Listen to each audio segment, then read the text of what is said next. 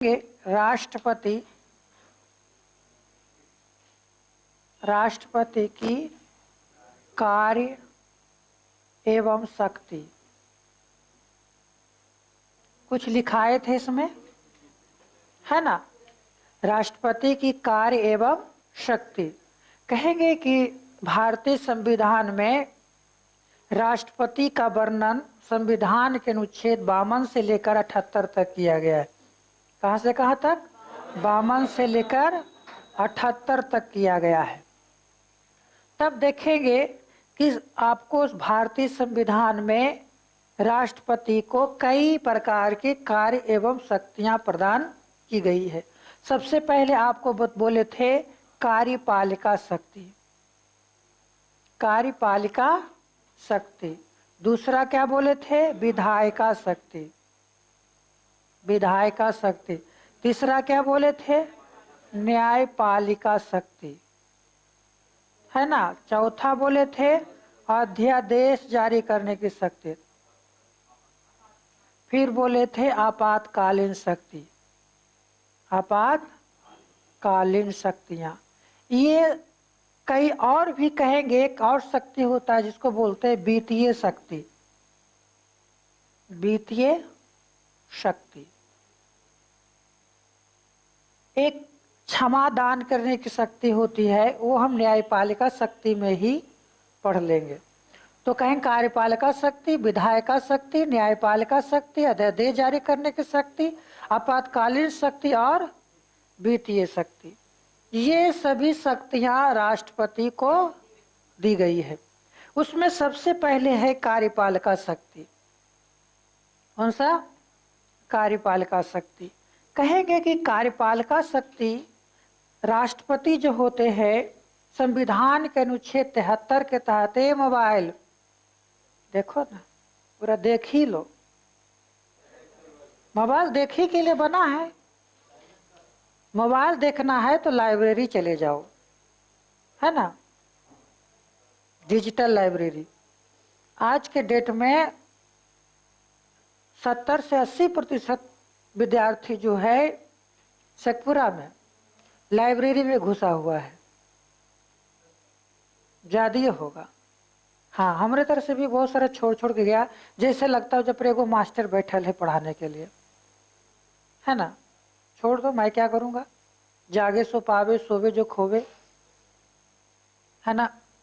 तो कार्यपालिका शक्ति कहेंगे तो कहेंगे संविधान के अनुच्छेद 73 के तहत संघ की कार्यपालिका राष्ट्रपति में निहित होता है।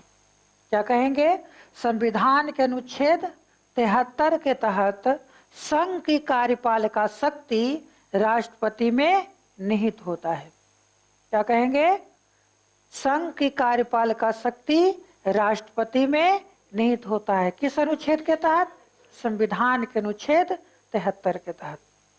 अब देखो कि कार्यपालिका शक्ति के अंतर्गत प्रधानमंत्री, ये राष्ट्रपति को कई कार्य दिए गए हैं।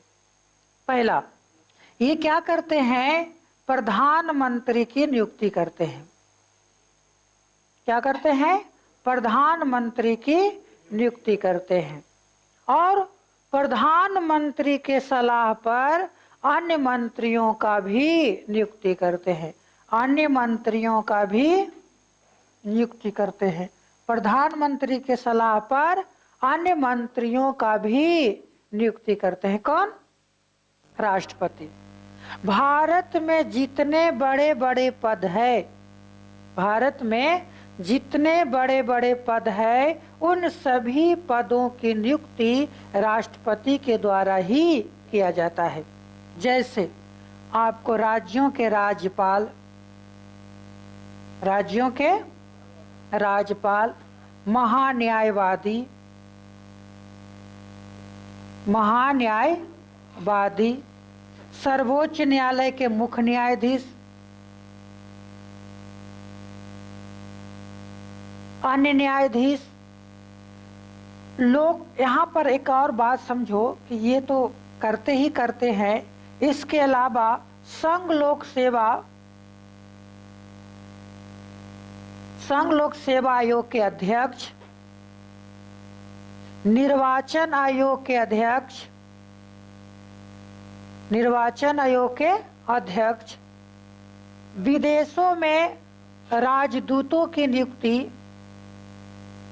विदेशों में राजदूतों की नियुक्ति, ये सभी नियुक्तियां किसके द्वारा की जाती है?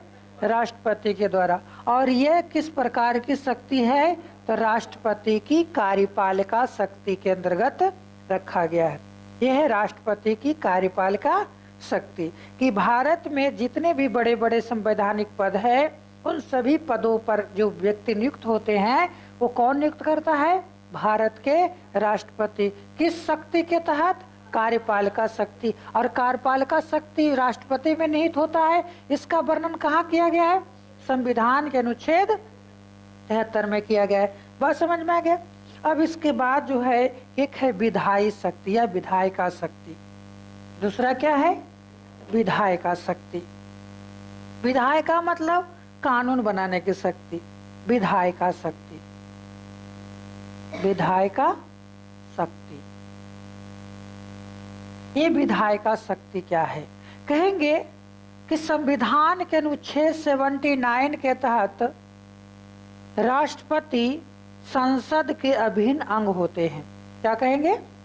संविधान के अनुच्छेद 79 के तहत राष्ट्रपति संसद के अभिन्न अंग होते हैं। संसद किससे बनता है? तो लोकसभा, राज्यसभा और राष्ट्रपति।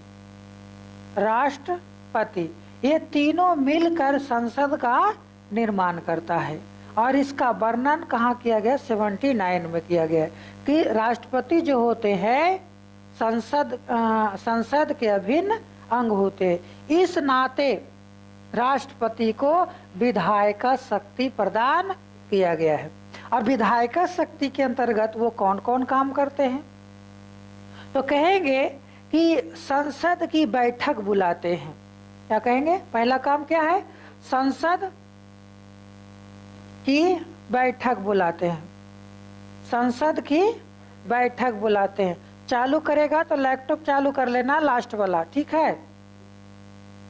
क्या करेंगे? संसद का बैठक बुलाते हैं, यानी संसद का सत्र बुलाना और संसद को सत्र को समाप्त करना किसका काम है? राष्ट्रपति का काम है। राष्ट्रपति क्या करते हैं विधायी शक्ति के अंतर्गत? तो संसद के बैठक बुलाते हैं और संसद में सत्र शुरू करते हैं। संसद का सत्र समाप्त भी कर सकते हैं। कौन कर सकता है? तो भारत के राष्ट्रपति कर सकते हैं। अब देखो, इसके अलावा अगर कहेंगे कि अगर पहले लोकसभा में का चुनाव हुआ हो, लोकसभा का चुनाव हुआ हो, तो उस लोकसभा जो पहली बैठक होती है, लोकसभा की पहली बैठक होती है, तो प्रोटेम स्पीकर चुनने का अधिकार राष्ट्रपति को दिया गया है। प्रोटेम स्पीकर आगे बताएंगे जब लोकसभा पढ़ाएंगे। प्रोटेम स्पीकर नियुक्त करने का अधिकार किसे है? राष्ट्रपति का है। और जब पहला लोकसभा का सत्र शुरू होता है तो उसका पहला भाषण देने का अधिकार राष्ट्रपति को प्राप्त है। पहला संबोधन कौन करते हैं? राष्ट्रपति करते हैं। और अंतिम संबोधन भी राष्ट्रपति करते हैं। किसके तहत? विधायिका शक्ति के तहत। इसके अलावा अगर संसद के लोकसभा और राज्यसभा, कल समझाए थे, लोकसभा और राज्यसभा में कोई विधेयक पारित होता है, जब लोकसभा और राज्यसभा में कोई विधेयक पारित होता है तो उस विधेयक को जब राष्ट्रपति के समक्ष लाई जाती है तो राष्ट्रपति उस पर साइन करते हैं। उन्हें 3 प्रकार का अधिकार प्राप्त है। या वो उस पर हस्ताक्षर कर सकते हैं, दूसरा वो पुनर्विचार के लिए भेज सकते हैं, या निर्णय अपने पास सुरक्षित रख सकते हैं। क्या बोले कि जब लोकसभा और राज्यसभा में कोई विधेयक पारित कर राष्ट्रपति के पास जाता है तो राष्ट्रपति को इसके लिए 3 शक्तियां प्राप्त है। पहला, वो उस पर हस्ताक्षर कर देंगे, और हस्ताक्षर कर देंगे तो क्या हो जाएगा? कानून बन जाएगा। दूसरा, वो निर्णय अपने पास सुरक्षित रख सकते हैं, जिसको हम लोग जेबी वीटो कहते हैं। क्या कहते हैं? जेबी। आगे हम चर्चा करेंगे। जेबी वीटो यानी अपने पॉकेट में वो बिल को रख सकते हैं। तीसरा, वो पुनर्विचार के लिए वो बिल को संसद को पुनः भेज सकते हैं कि इन मुद्दों पर पुनः विचार किया जाए और उसके बाद हमारे पास भेजा जाए। यदि पुनर्विचार याचिका अगर लगाई गई, राष्ट्रपति ने पुनर्विचार के लिए उसको भेज दिया और वो हूबहू संसद पुनः राष्ट्रपति के पास अगर भेज देता है, तो राष्ट्रपति के पास बस एक ही अधिकार होता है, उस पर साइन करना। अगर साइन नहीं करते हैं तो 14 दिन के भीतर वो स्वयं पारित माना जाता है, स्वयं पारित माना जाता है। अब बताओ, तो राष्ट्रपति के पास भेजा काहे था? तो राष्ट्रपति की शक्तियां क्या है? एकदम सीमित है। राष्ट्रपति की शक्तियां क्या है? सीमित है।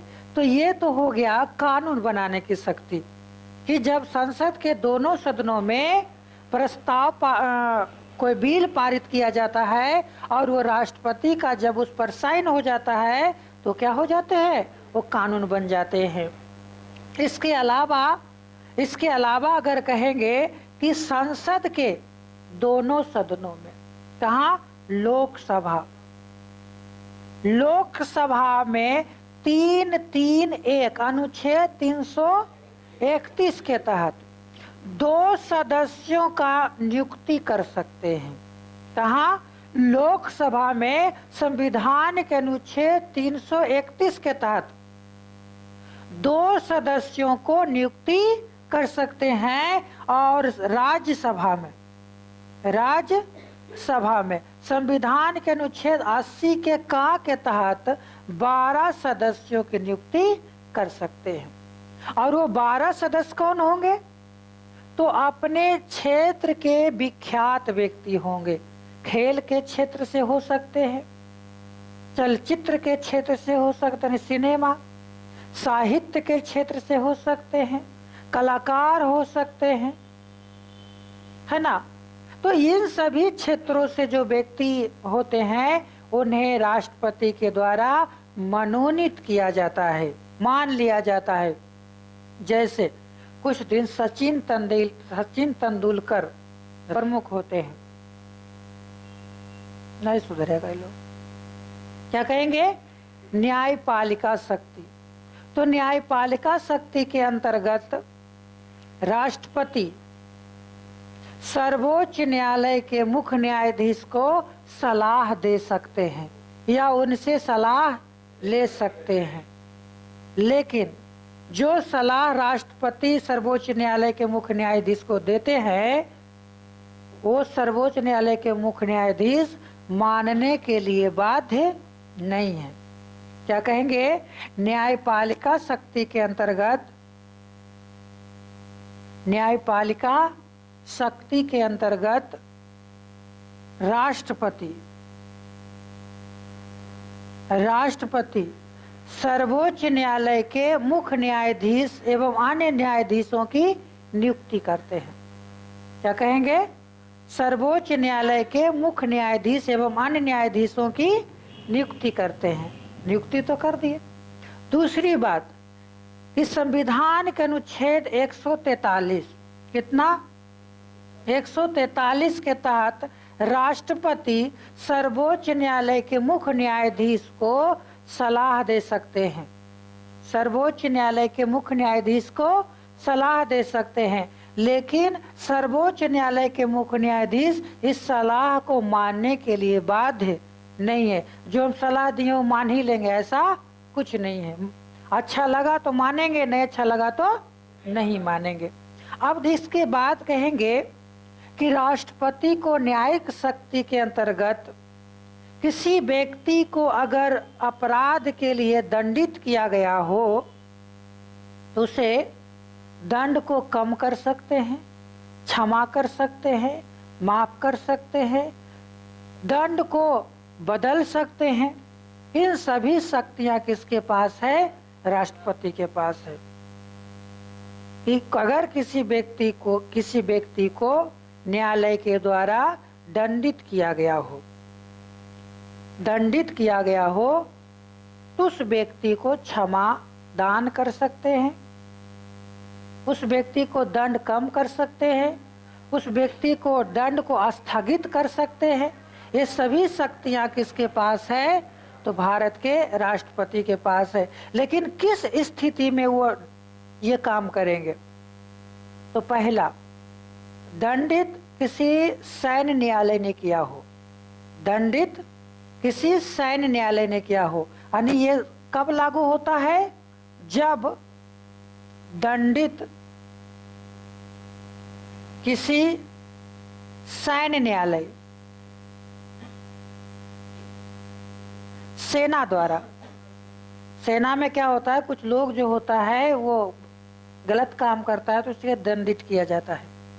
तो अगर सैन्य न्यायालय में अगर किसी व्यक्ति को दंडित किया गया हो। दूसरा, यदि किसी विधि के विरुद्ध अपराध किया हो, केंद्रीय विधि यानी केंद्रीय कानून के विरुद्ध अगर कार्य किया हो। दूसरा क्या है? केंद्रीय विधि के विरुद्ध उसे दंडित किया गया हो, या तीसरा जो है उसे मृत्यु दंड की सजा दिया गया हो। उस स्थिति में राष्ट्रपति उस दंड को कम कर सकते हैं या माफ कर सकते हैं। संविधान के अनुच्छेद 72 के तहत राष्ट्रपति किसी भी व्यक्ति को मृत्यु दंड की सजा को माफ कर सकते हैं। संविधान के अनुच्छेद 72 के तहत किसी भी व्यक्ति को मृत्यु दंड की सजा को माफ कर सकते हैं या मृत्यु दंड को उसे आजीवन कारावास में बदल सकते। इसका वर्णन कहाँ मिलता है? संविधान के अनुच्छेद 72 में मिलता है। क्या क्या बता दिए थे? तो राष्ट्रपति की कार्यपालिका शक्ति, न्यायपालिका शक्ति, वित्तीय शक्ति और विधायिका शक्ति, ये 4 शक्तियां हम राष्ट्रपति के बता चुके हैं। इसके बाद देखना है राष्ट्रपति को एक है अध्यादेश जारी करने की शक्ति। क्या है? अध्यादेश जारी करने की शक्ति। राष्ट्रपति को अध्यादेश जारी करने की शक्ति।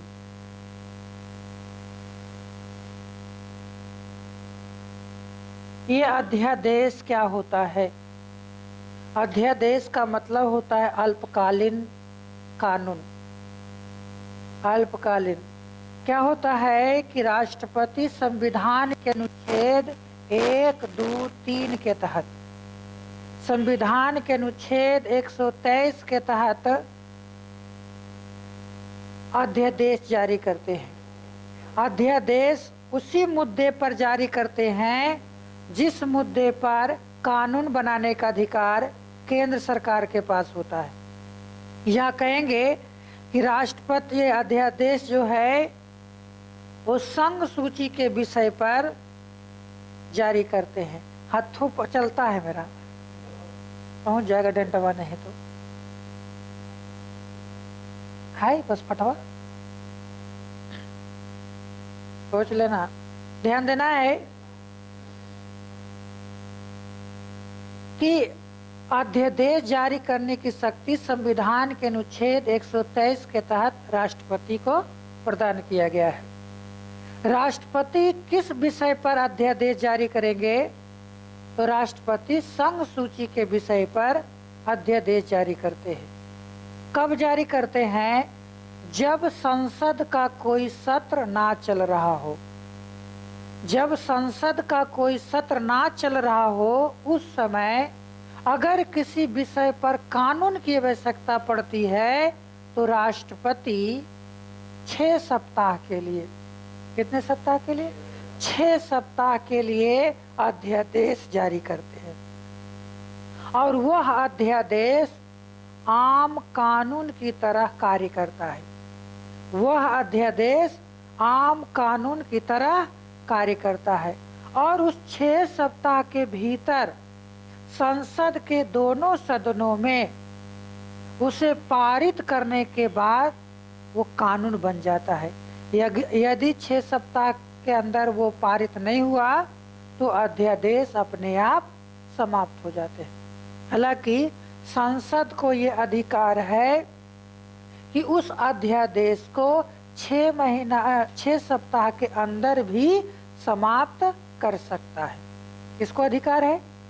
संसद को। ध्यान से सुनना है कि राष्ट्रपति को अध्यादेश जारी करने की शक्ति संविधान के अनुच्छेद 123 में किया गया है।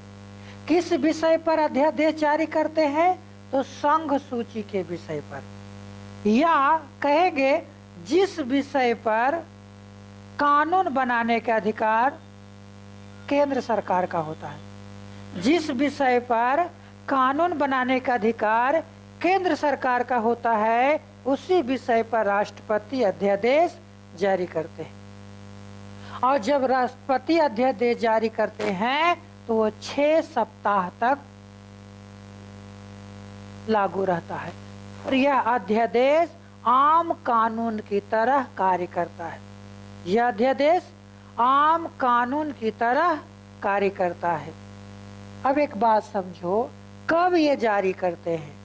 तो कहेंगे राष्ट्रपति अध्यादेश उस स्थिति में जारी करते हैं जब संसद का कोई सत्र नहीं चल रहा हो। संसद का कोई सत्र नहीं चल रहा हो, उस समय राष्ट्रपति अध्यादेश जारी करते हैं और यह अध्यादेश को संसद कभी भी समाप्त कर सकता है, यानी 6 महीना के भीतर भी समाप्त कर सकता है, या उसको दोनों सदनों में पारित करवाकर उसे आम कानून की तरह लागू कर सकता है। तो ये है आपको अध्यादेश जारी करने की शक्ति। इसके बाद सबसे लास्ट शक्ति है आपातकालीन शक्ति। कौन सी शक्ति? आपातकालीन शक्ति।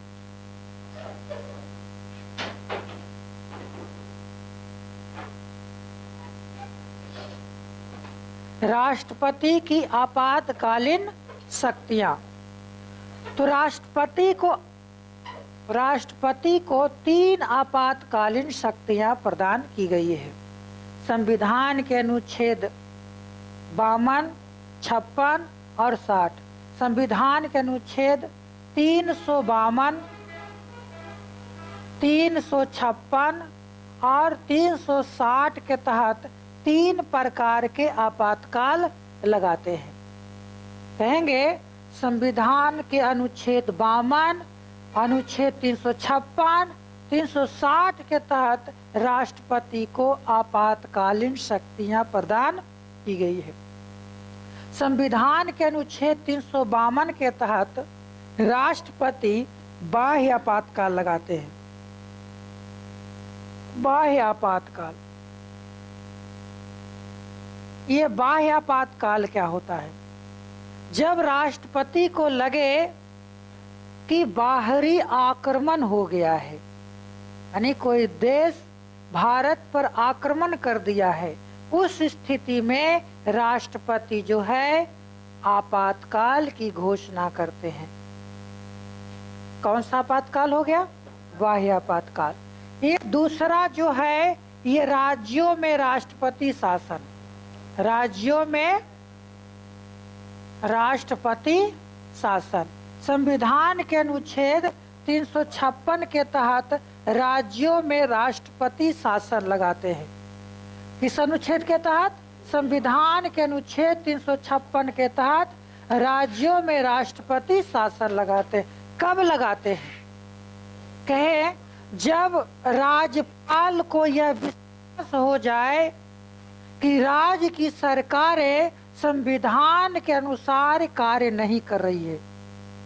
राज्य की सरकारें संविधान के अनुसार कार्य नहीं कर रही है तो क्या संसद में ये बात जाएगा।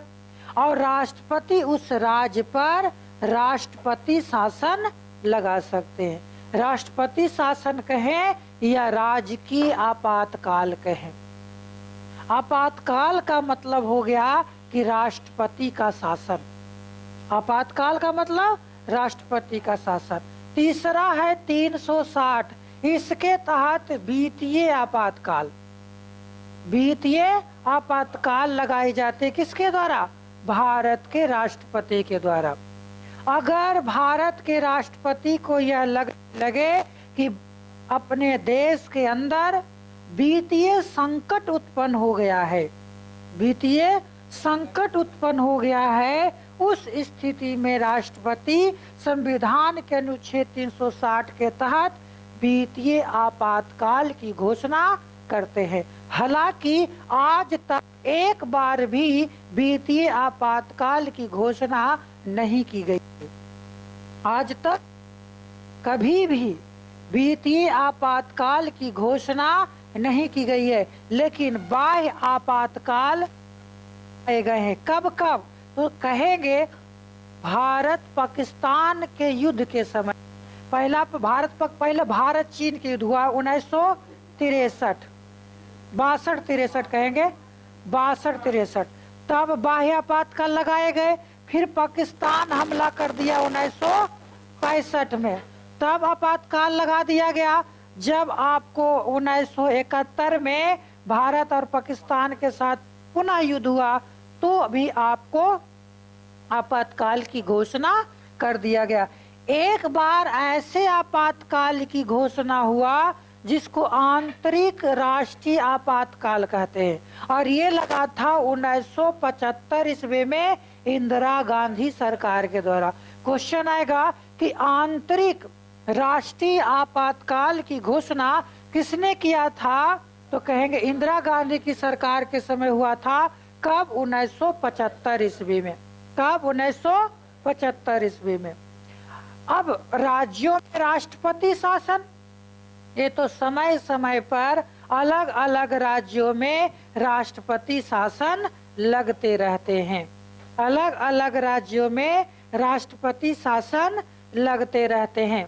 अगर कहे कि आज तक सबसे ज्यादा बार राष्ट्रपति शासन कहाँ लगा है, तो कहेंगे केरल में 9 बार। कहाँ? केरल में। लेकिन आजादी के बाद सबसे पहली बार राष्ट्रपति शासन पंजाब में लगा था। आजादी के बाद सबसे पहली बार राष्ट्रपति शासन कहाँ लगा? पंजाब में लगा। और आज तक 6 बार पंजाब में राष्ट्रपति शासन लग चुका है। कितने बार? 6 बार। और कहा जाता है किसी भी राज्यों में राष्ट्रपति शासन पहली बार 60 दिनों के लिए लगाए जाते हैं। कितने दिनों के लिए? 60 दिनों के लिए लगाए जाते हैं। लेकिन यदि इसे संसद के दोनों सदनों में पारित किया जाता है तो ये 6 माह के लिए बढ़ाया जा सकता है। अगर दोबारा पारित होता है तो इसे 1 माह, 1 साल के लिए, 1 वर्ष के लिए बढ़ाया जा सकता है। किसी भी राज्य में अधिकतम 3 वर्षों तक ही राष्ट्रपति शासन लगाया जा सकता है। इससे अधिक राष्ट्रपति शासन नहीं लगाया। कहा अपने आप को मार रहा है जी। 3 वर्ष से अधिक किसी भी राज्य में राष्ट्रपति शासन लगाया नहीं जा सकता है। बात समझ में आ गया? एक शक्ति और है राष्ट्रपति को, जिसको कहते हैं वीटो पावर या जेबी वीटो। उसको जेबी वीटो, जेबी वीटो। ये जेबी वीटो क्या है? जिसको पॉकेट बिल कहते हैं। राष्ट्रपति को ये अधिकार होता है कि संसद के दोनों सदनों से अगर कोई पारित विधेयक आया है तो उनका अधिकार या तो साइन कर देंगे या तो पॉकेट में सुरक्षित रख लेंगे या पुनर्विचार के लिए भेजा जा सकता है।